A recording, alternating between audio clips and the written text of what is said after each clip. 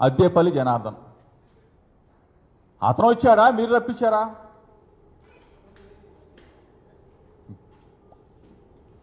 మీరు వెళ్ళి ఏమన్నా రెడ్ కార్నర్ నోటీస్ ఇచ్చారా? మీరు వెళ్ళి ఏమన్నా ముంబై ఎయిర్పోర్ట్లో పట్టుకున్నారా?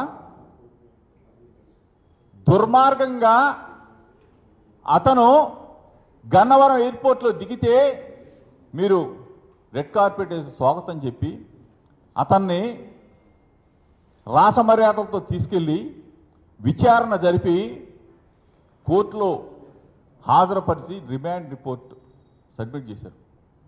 ఏ రోజైనా సరే, ఎప్పుడైనా సరే రిమాండ్ రిపోర్ట్లో వైఎస్ఆర్ కాంగ్రెస్ పార్టీ కానీ, మా పేరు కానీ, లేకపోతే మా లీడర్స్ పేరు కానీ ఎక్కడన్నా కానీ ఆ రిమాండ్ రిపోర్ట్లో కానీ అతన్ని జైల్లో అంటే అతన్ని కోర్టులో హాజరుపరిచినప్పుడు జడ్జి గారి ముందు కానీ చెప్పిన దాఖలాలు ఉన్నాయా?